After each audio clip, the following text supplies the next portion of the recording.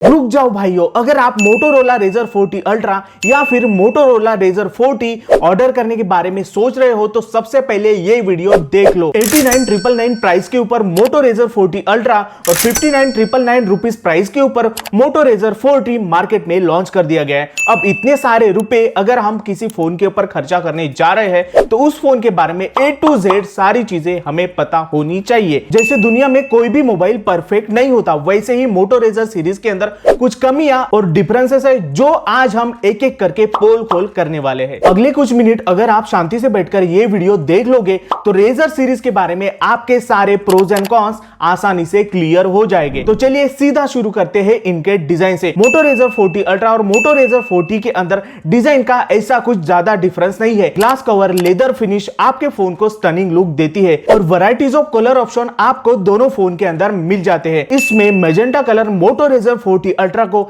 एकदम eye catching look देता है। हाँ, आउटर डिस्प्ले डिजाइन मोटो Razr 40 अल्ट्रा में और मोटो Razr 40 में अलग अलग है। देखिए 3.6 इंच का POLED बड़ी साइज का आउटर डिस्प्ले आपको मोटोरोला Razr 40 अल्ट्रा के अंदर मिलता है। On other hand Moto Razr 40 के अंदर आपको आउटर डिस्प्ले 1.5 इंच का दिया गया है। अब ये एक मेजर डिफरेंस दोनों मॉडल के अंदर निकल के आता है। 144 हर्ट्ज का हायर रिफ्रेश रेट आपको मोटो Razr 40 अल्ट्रा के आउटर डिस्प्ले के ऊपर दिया गया है। अब मोटो Razr 40 अल्ट्रा का आउटर डिस्प्ले बड़ा होने की वजह से 90% काम आप मोटो Razr 40 अल्ट्रा के आउटर डिस्प्ले पे कर पाओगे और वही मोटो Razr 40 के अंदर छोटा डिस्प्ले होने की वजह से कुछ छोटे मोटे काम ही आप उस डिस्प्ले के ऊपर कर पाओगे। इनर डिस्प्ले दोनों फोन के अंदर सेम साइज का दिया गया है। 6.9 इंच का POLED डिस्प्ले आपको दोनों मॉडल के अंदर दिखाई देगा। बस यहाँ पे रिफ्रेश रेट का डिफरेंस दोनों फोन में दिया गया है। मोटो Razr 40 अल्ट्रा के अंदर आपको 165 हर्ट्ज का हायर रिफ्रेश रेट दिया गया है, वहीं मोटो Razr 40 के अंदर आपको 144 हर्ट्ज का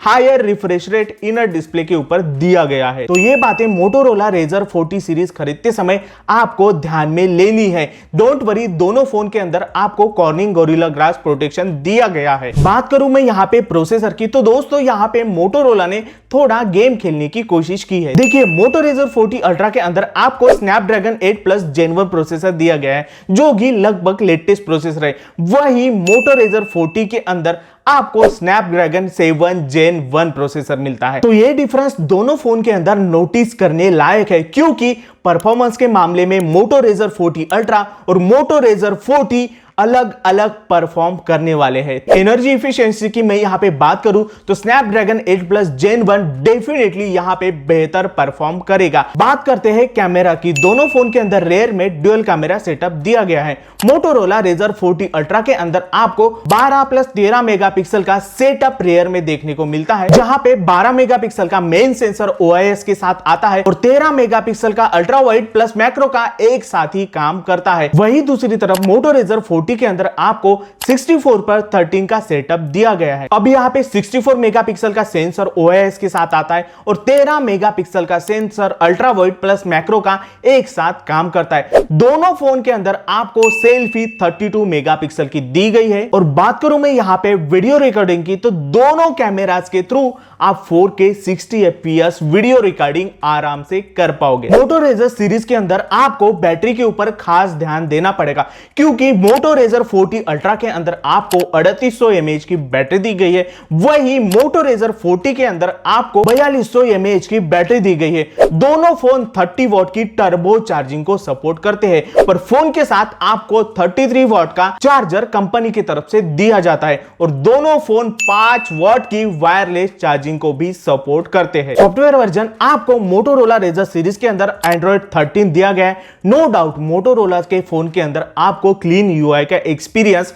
मिलता है, मतलब ज्यादा कुछ ब्लॉटवेयर्स आपको मोटोरोला के फोन के अंदर दिखाई नहीं देते। वही यहाँ पे 3 साल के मेजर OS अपडेट मोटोरोला के तरफ से आपको दिए जाएंगे और 4 साल के सिक्योरिटी पैच अपडेट मोटोरोला की तरफ से मोटो Razr सीरीज को दिए जाने वाले हैं। डॉल्बी एटमॉस स्पीकर का सपोर्ट आपको मोटो रेजर सीरीज के अंदर दिया गया है, तो आपका multimedia experience Moto Razr series के अंदर एकदम अच्छा होने वाला है। IP52 रेटिन के साथ मोटो रेजर 40 अल्ट्रा और मोटो रेजर 40 आते हैं, तो यहाँ पे वाटर रेजिस्टेंस की चिंता आपको करने की जरूरत नहीं है। 8GB 256GB वाले ही वेरिएंट आपको मोटो रेजर सीरीज के अंदर मिलेंगे, पर यहाँ पे स्टोरेज टाइप और रैम टाइप में दोनों मॉडल के अंदर जमीन आसमान का फर्क है। देखिए, मोटो रेजर 40 अल्ट्रा के अंदर LPDDR5 रैम टाइप दिया गया है और UFS 3.5 स्टोरेज टाइप दिया गया है, जो कि लेटेस्ट टेक्नोलॉजी है। वही on other hand motto Razr 40 के अंदर LPDDR4X रैम टाइप और UFS 2.2 टाइप का स्टोरेज टाइप आपको देखने को मिलता है, तो ये थोड़ी पुरानी टेक्नोलॉजी है।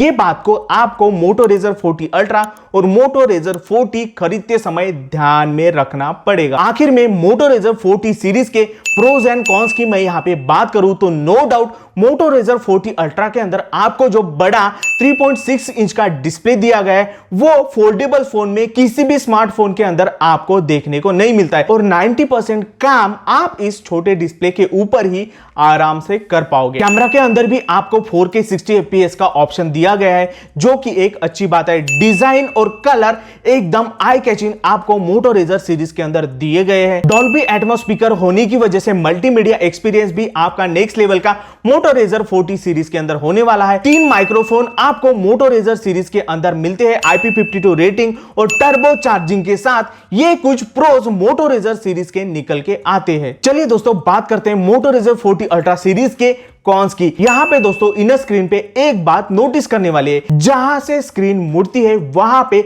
आपको हल्की सी लाइन दिखाई देगी। नॉर्मली ये विजिबल तो नहीं होती है, पर अगर आप गौर से देखोगे तो वो लाइन आपको मोटो रेजर 40 सीरीज के अंदर आसानी से दिखाई देगी। External display no doubt Moto Razr 40 ultra के अंदर बड़ा दिया गया है, पर इसके ऊपर ऑटोमेटिक ब्राइटनेस एडजस्टमेंट का ऑप्शन दिया नहीं गया है, इसलिए आपको मैन्युअली ब्राइटनेस हमेशा एक्सटर्नल डिस्प्ले की एडजस्ट करनी पड़ेगी। अब यहां पे रिफ्रेश रेट में भी थोड़ी दिक्कत है।